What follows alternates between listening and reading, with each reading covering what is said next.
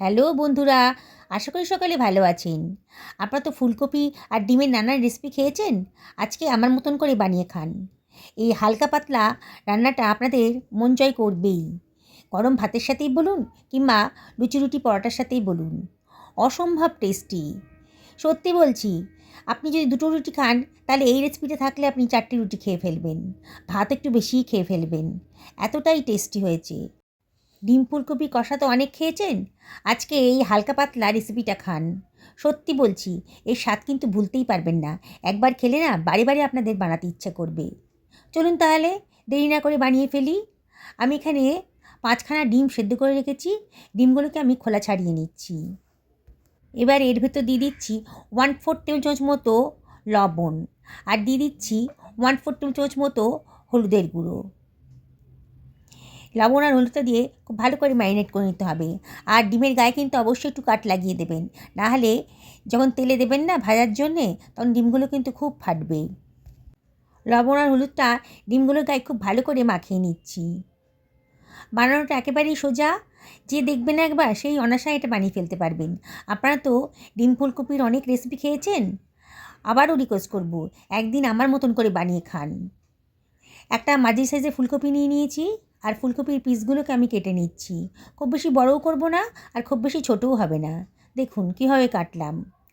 আমি একটা কড়াইতে গরম জল বসিয়ে দিয়েছি। জলটা যখন বেশ ফুটে গেছে, 1/2 টেবিল চামচ মতো লবণ দিয়ে দিলাম, আর এর ভেতর দিয়ে দিচ্ছি 1/4 টেবিল চামচ মতো হলুদের গুঁড়ো। ফুলকপিটাকে একটু ভাপিয়ে নেব। ফুলকপির ভেতরে কিন্তু অনেক পোকা টোকা থাকে, তাই ফুলকপিটা ভাপিয়েই রান্না করবেন লবণ হলুদ দিয়ে। আর এইভাবে রান্না করলে পরে অমল গ্যাসটাও কিন্তু অনেকটা কমে যায়, রান্নাটাও তাড়াতাড়ি হবে, ফুলকপিটা অনেকটাই নরম হয়ে যাবে। আর খুব বেশি সেদ্ধ করব না, মিনিট খানেক একটুখানি গরম জলে এটাকে ভাপিয়ে নেব। দেখুন মিনিট খানেক বাদেই আমি এবার জল থেকে ফুলকপিগুলোকে তুলে রাখছি।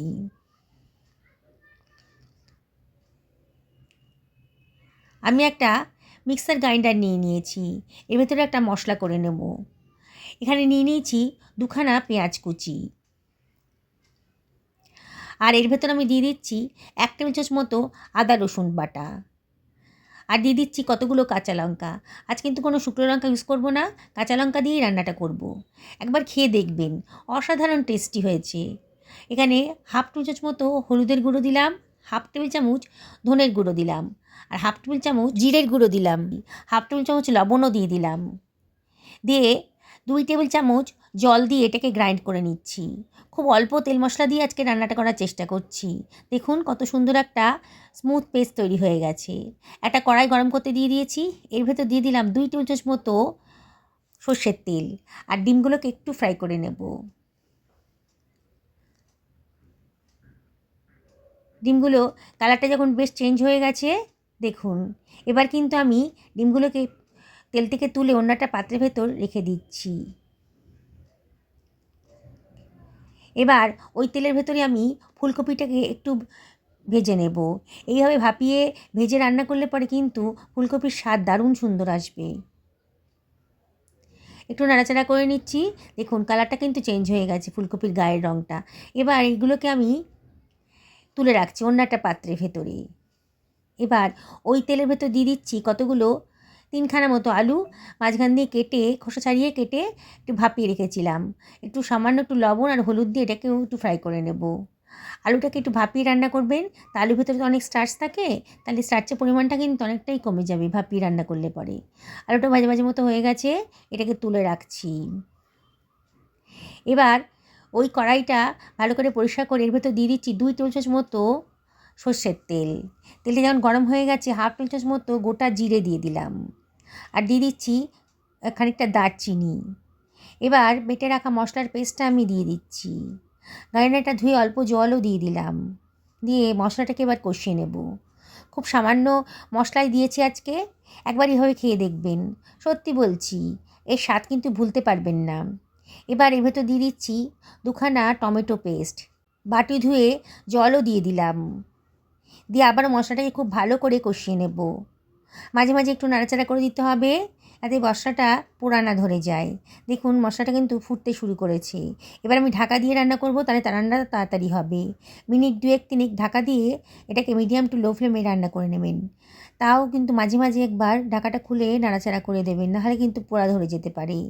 মিনিট 3 বাদে দেখুন মশলাটা কিন্তু বেশ ভালো করে কষানো হয়ে গেছে। এবার আরও একটু কষিয়ে নিচ্ছি। দেখুন মশলার গা থেকে কিন্তু তেল বেরোতে শুরু করেছে।